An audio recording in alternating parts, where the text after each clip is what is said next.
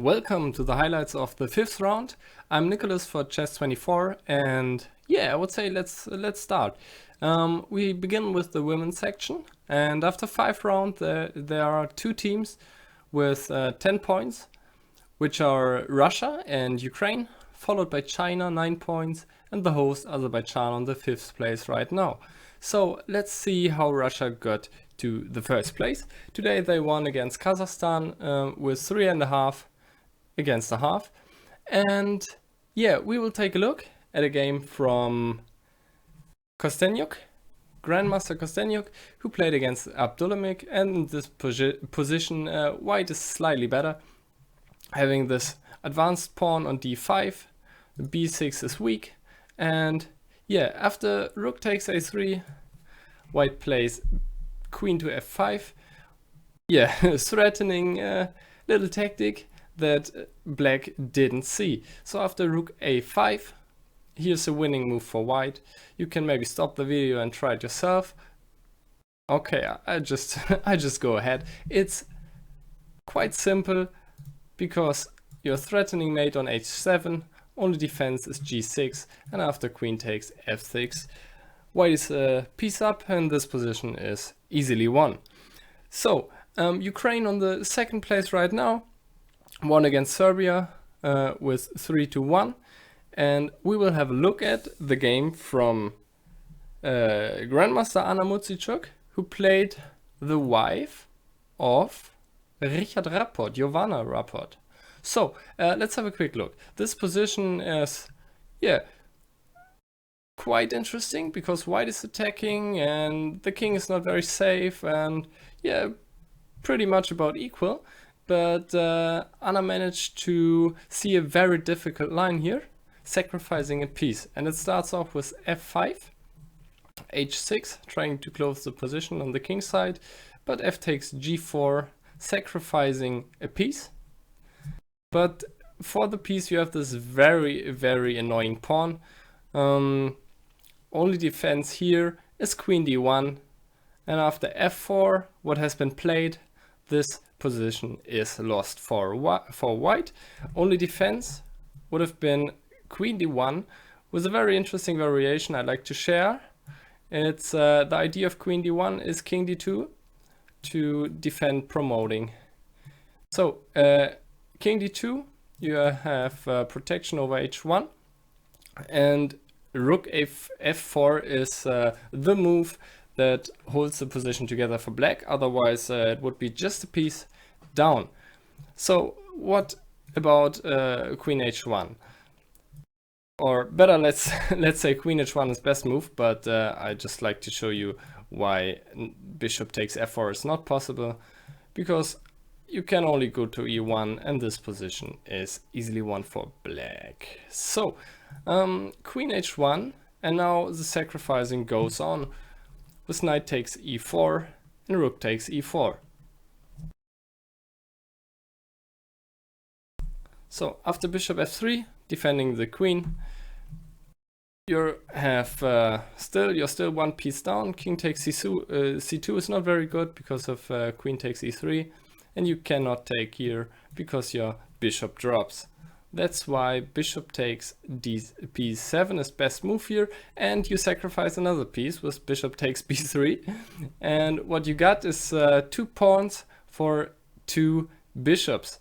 And this position is, believe me, it's totally equal. After bishop d5 and e6, e6 is best move.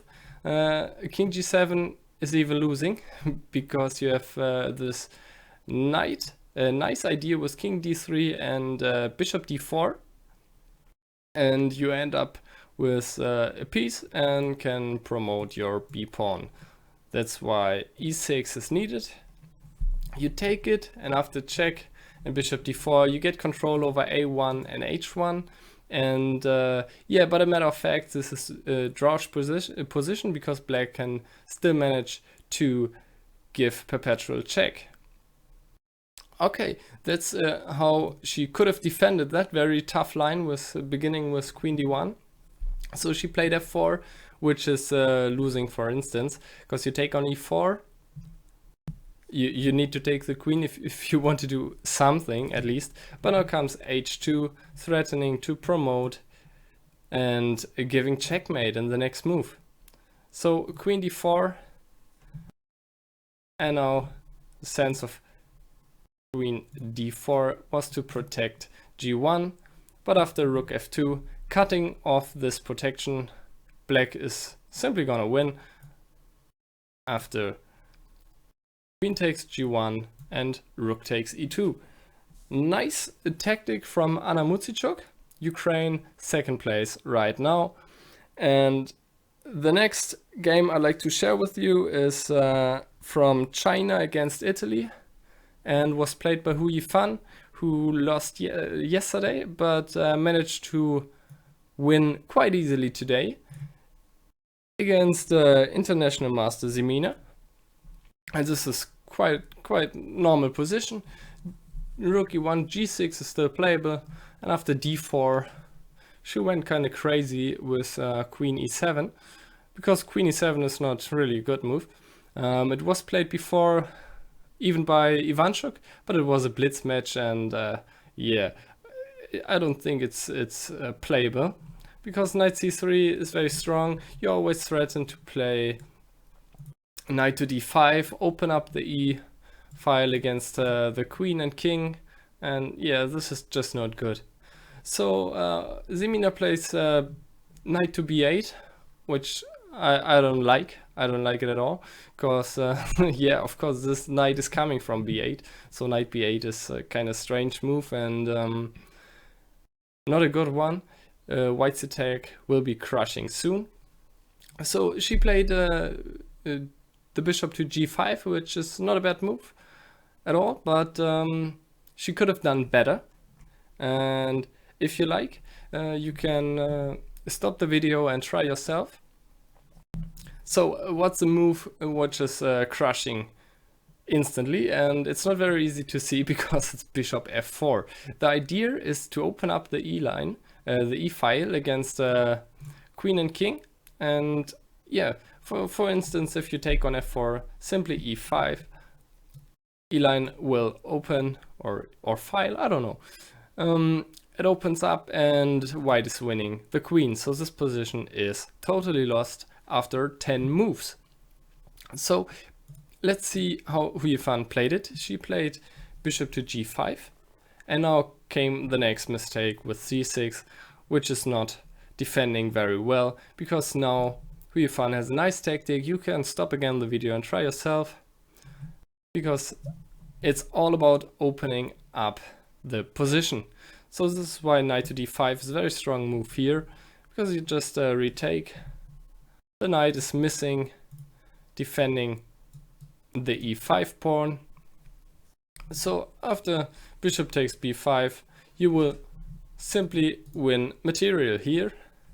And after h6, this is just not a position you want to play against the grandmaster, because you will lose a rook and your queen. It's probably the queen will get lost too, or you have to sacrifice a lot of material to save your queen. So this one's over very soon. After queen takes h8, and now queen c3, defending that black castles and threatening to take on e2, and after f5, white is winning the queen, and this game is all over. So Azerbaijan today, yeah, they won 3-1 against the German national team, where my wife is playing. Yeah, but what can I say? It was nice games, and yeah. So the host is right now in the 5th place. Yeah, I already told you. Okay, let's just close the women's section with one more game, and a very interesting tactic that happened in the match between USA and Lithuania. And the USA won, but board 1, Diamante Daulite played a very nice game and finished her opponent in this position, where you can also stop the video and try yourself.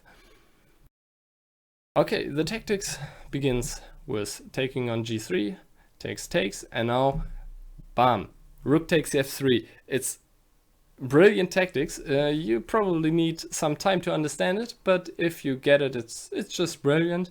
And king takes f3 is already, yeah, a mistake, but because this position is totally lost, rook to f1, yeah, and it's just, okay, you don't need to play that position, or you don't want to play. I mean, it's probably the best move, rook f1, but yeah, you don't want to play that.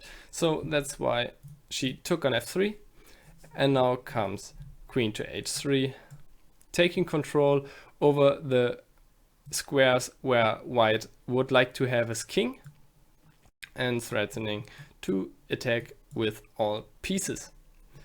So, white is trying to escape, but this is not gonna work. The knight is coming to d4, and this rook is coming soon.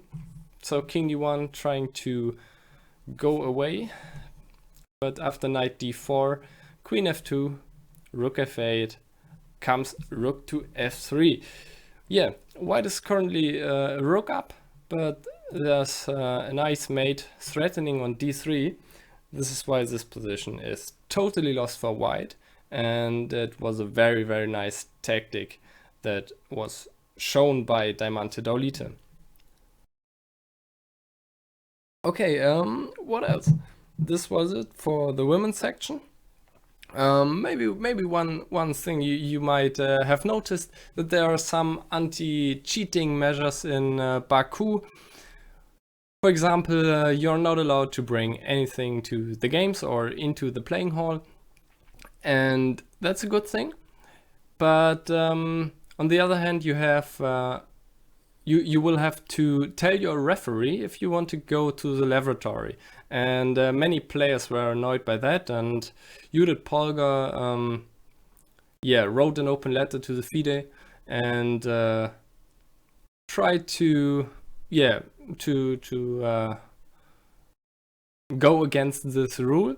And yeah, maybe this is going to work as a small victory for them. I heard that some referees tell their teams that they will not need to tell them every time they go to the lavatory. So, okay, that's so much from the insides. Let's go to the open section, where India and Netherlands and the Ukraine, 3 teams have 10 points. And they are followed by the USA, Czech Republic and Georgia with 9 points. And the host is currently the 15th place, and Azerbaijan 2 is on the 12th place. So let's start off with the match between Azerbaijan and India, which was 1-1-2-3 for India. And we'll have a look at the game from Mamedyarov against Hari Krishna.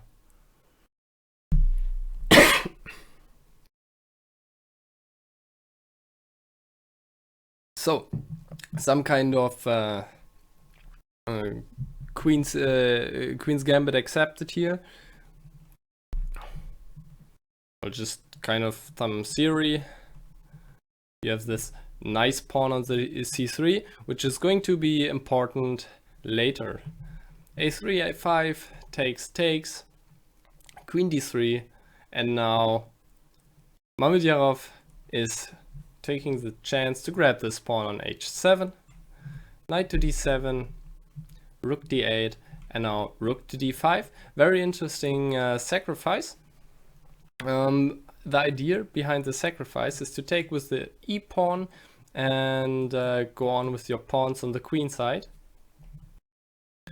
Just one intermediate move, threatening to take on g7, and now he takes on d5. Rook a4, c5. Now bishop a3, trying or not trying. He forces to exchange the bishops.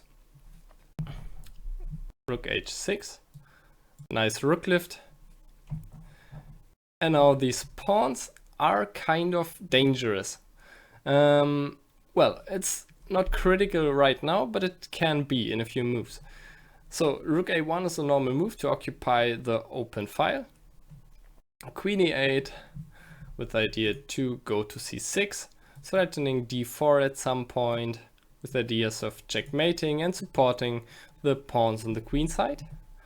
Queen g5, threatening queen d8, then queen e8 is forced, and you will win a piece. So rook e6, queen d8, and at this point I was looking, I was watching the commentary, and they said, well, a proper assessment for this position would be, it's a mess. And yeah, it's a mess. It's so hard to understand. I mean, white is currently 3 points up on the king side, and but these pawns are not going to be dangerous in the next few moves, but these pawns are very dangerous, as we will see in the next moves. Rook e8 and queen d6 check. King g8 was played, which is a good move because exchanging the queens would be not so good for black, because you have this annoying d pawn, and you should probably sacrifice your bishop with bishop c8. And now we will have this position pretty forced, and white will go king f1 and takes this pawn on c2, b2, sacrifice a rook, and will end up in a pawn ending which is slightly better for white. This is why I marked this pawn, because this pawn against 2 pawns on the king side. Yeah, well, that's not very good for black, so he decided to go king g8. Yeah, now it's already very difficult. It's very hard to evaluate this position correctly, and I would say we just look at the game, and what happened is that Mamedyarov sacrificed back, taking on b7, and yeah, this position is really not good for white, and you see it when you look at the next move, which looks really normal, rook a7, but d4 is a very strong move for black, because this pawn is going to advance very soon. If you take the rook on e5, you will simply take on a7, and this pawn is going to promote, and black is winning. This is why white took on d4, and here comes rook to d5, and now the exchange of the queens is forced, as we saw in the game. And after king g2, rook d1, Mamedyarov gave up, because after rook c7 you can simply grab this b pawn, and your b and c pawns are going to promote soon. So this was one game of the match Azerbaijan against India. Now we're taking a look at the match Netherlands against Belarus, and the game which really was entertaining was the game between Benjamin Bog and Kirill Stupak. And in the commentary I heard a lot of playing Stupak style, and you will see in a few moves what will be called Stupak style in the future. So this is quite a normal position. e4 takes, bishop b4, king e2 was played before, so this is not what will be called Stupak style, because king e2 is quite a normal move. I mean, it looks strange, but it's definitely playable in this position.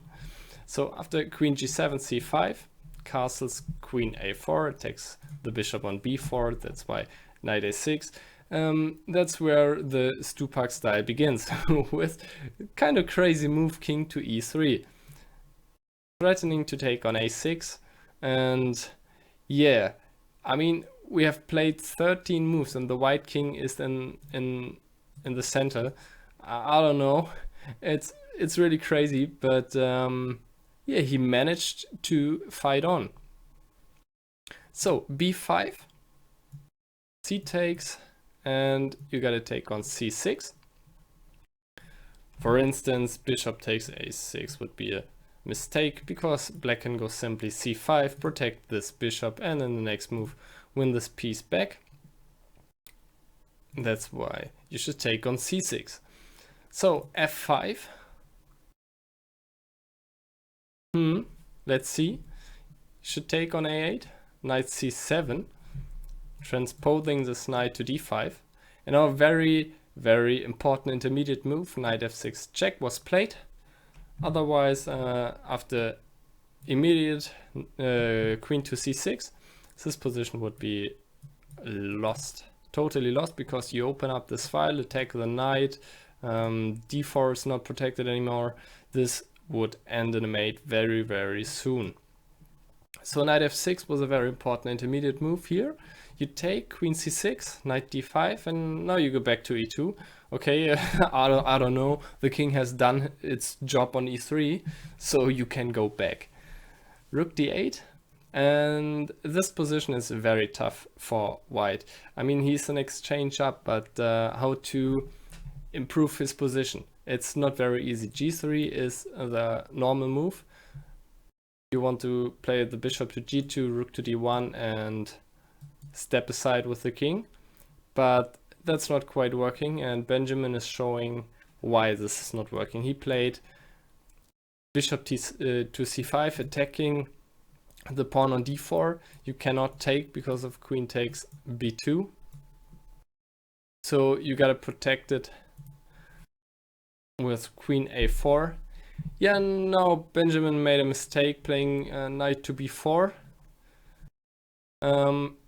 Better in this position is taking on d4, which is not very easy to see, because you have this nice position where white is not able to make any good moves.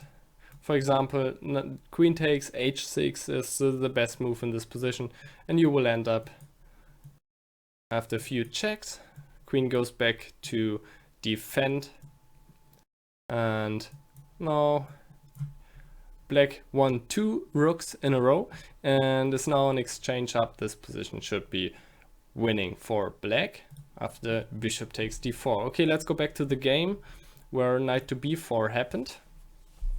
And now somehow white can manage to survive here.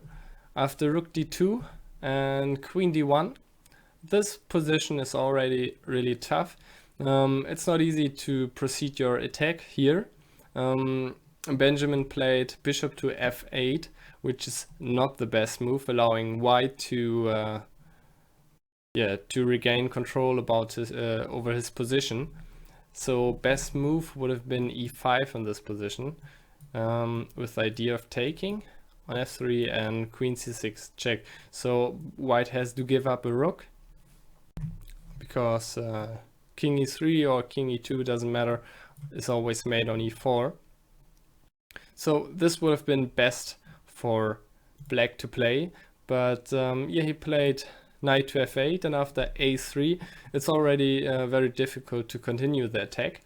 And okay, I don't know who was it, but I think it was Karpov. He said better follow a bad plan than have no plan. So Benjamin followed his plan of opening up the position against the king in the middle, which is objectively not very good, but it worked out this time. Queen b3 check, and now the simple move bishop to g2 would have ended the attack very soon. Well, I don't know why it wasn't played. This position is clearly better for white. Maybe not so easy, but I mean, you're rook up and black has to continue his attack. And instead, rook d1 was played. And now black can continue his attack with rook to e8 check, and now taking on f3, playing d3, threatening checkmate on b2, or it's not checkmate yet, but threatening to take on b2, then go queen b3 and win material whatsoever.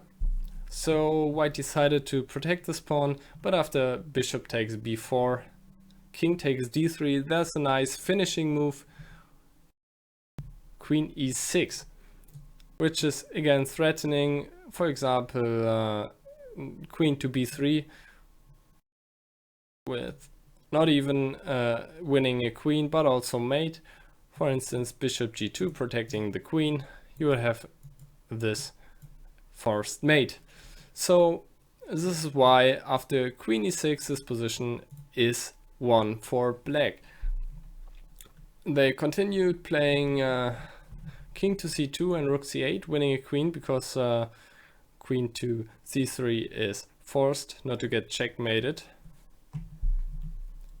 So, but this position is just hopeless. You threaten to take on c3 and to take the rook on h1. That's why Stupak gave up in this position. It was a really fearless attempt to play king e3 in the opening. It didn't work out, but it was definitely nice to watch. And so we now go to the match between the Ukraine and China. And they could manage to win after their win yesterday against Russia. They won again against a favored team, the Chinese team. And we have a look at the game which happened on board number 3. Just a second. Here it is. Yeah, and one nice fact to the Ukraine team, they seem to be very nice persons. My wife Melanie is also playing in Baku, and she was in the dining hall, want to eat with her German team, and there was no seat. So she asked the Ukraine team, she asked Pavel Elyanov if she could take the seat, and he answered, "No. You cannot take the seat. I will take it for you." And he grabbed the chair and walked through the dining hall.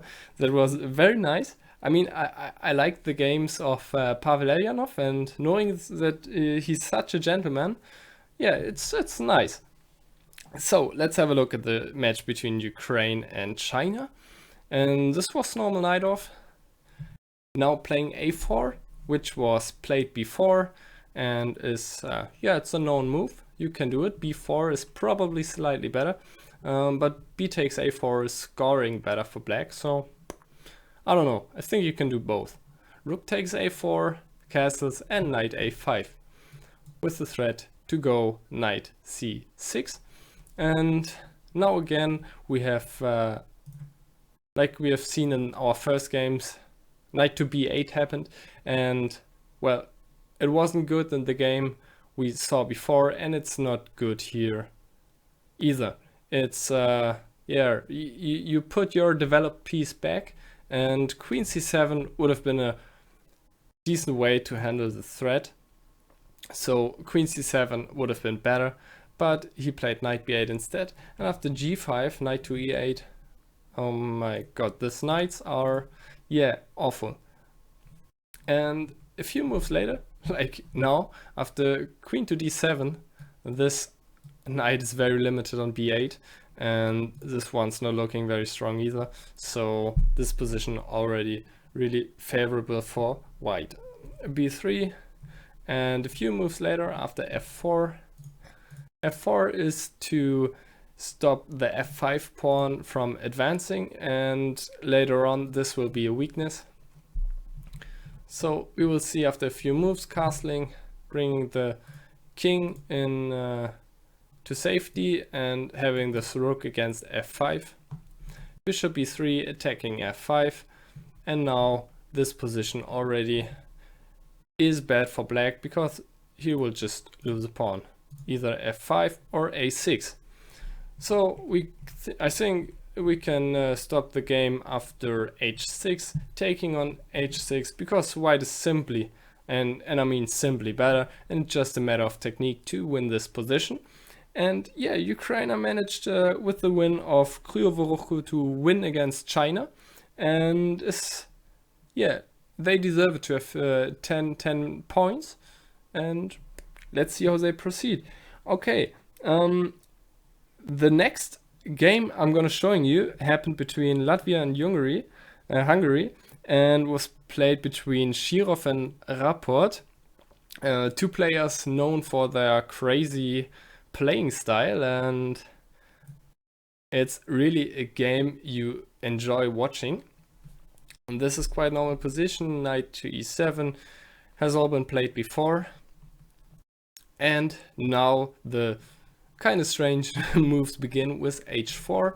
The idea behind h4 is to play h5 when the knight comes to g6. that's why, that's why knight g6 isn't played here.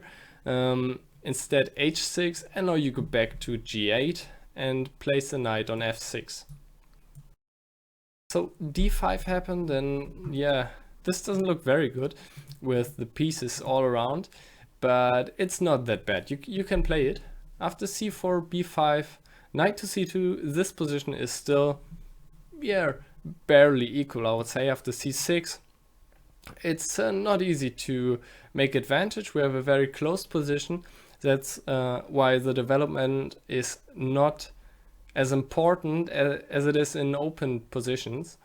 But c6 was not played. Instead, Rapport kind of, I don't know, open up the wrong side of the board, playing f5, which opens up the king side, where white has more space to place his pieces. So after knight h4, white is better here, and f4 was answered by g3, which is a very nice move, trying to open up the position as fast as possible. And after takes, here comes f4 immediately, trying to open up against this king stuck in the middle. But this position is playable for black. But here Richard played bishop to g4, which is not best move. He should have taken on e5 instead, with a very unclear position.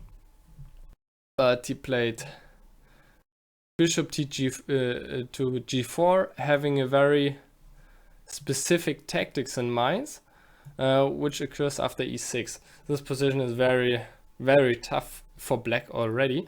And now he played knight to g6, which is losing on instance, okay, but it's not such a big blunder. I mean, of course you can take it, but the idea that Richard Rapport probably had was to threaten checkmate on f2 and to take in this knight on g6. What he probably didn't see was queen to f1, where you cannot take on g6 because of e5. Queen is attacked on g6, and if you take, there's nothing else to do. You're getting checkmated on d7. So that's why this whole knight to g6 didn't work. But that was kind of, nice game to watch. But this position is totally lost for black. Being a piece down, he cannot take on g6 here, because he would simply take on f3. This is why he played bishop to e7, maybe with the idea of going g2 and bishop to h4 check as a last hope, but Shirov played rook to g2, stopping this idea, and Richard Rapport gave up. Well, that was a nice game, and we will continue by having a quick look what the world champion has done today, and of course what Sergei Karjakin did today. The Russian team lost yesterday to the Ukraine, and today Russia won against Egypt. And we'll have a look at the game from Sergei Karjakin as for a moment. This was Spanish opening. We are in the 20th move, and this position should be slightly better for black, but now he plays queen g6, allowing to take on f4, and a few moves later white is taking control over the center. Very strong center by white right now. Knight to f3, g5, and now c5. Which is positionally a very good move to exchange the bishops, that black doesn't have the pair of bishops anymore. Now he takes, and this position is just slightly better for white, but it's very tough to defend for black. And Karjakin just played his style, just go with the just proceed to attack. And now this position is not really bad for black. He can go like rook a2, and he's maybe losing c6, but not sure. You can defend this position, but after c5, this was a tactical blunder, and Karjakin instantly saw the winning move, which is e6 here. So e6, you can take with the queen or with the pawn. In the game, he took with the pawn, just to see what happens if you take there. You can simply take, and black cannot take back, and you have this nice pawn. And I think this position is definitely better for white, and he would have won it. I'm quite sure. That's why he took with the pawn on e6, and after knight e5 we have some tactical threats with queen to e8, queen to c7, all ideas with mating black. And after queen takes d4, Karjakin played queen to c7, winning in exchange because he's threatening checkmate and attacking the rook. But he could have done a little bit better with knight to c6. Of course, black can attack the white rook, but now you go queen e8 and you have a lot of mating ideas. That's why black has to defend it with a strange move of rook a7. And now you can simply take on e6, and this position should be won because the black king is exposed and will be mated soon. But okay, let's have a look how he did it. He won the exchange, and okay, we don't need to go on. He this position is better for white, but it's not that easy, but he managed it to win this position in 10 more moves. So let's have a quick look what Carlsen did today. Magnus played a typical Carlsen game, beginning with the Nimzo, transposing to some strange kind of Benoni. Only g6 is missing, then we have some Benoni stuff going on. And Carlsen plays with b3 and bishop to b2, allowing b5.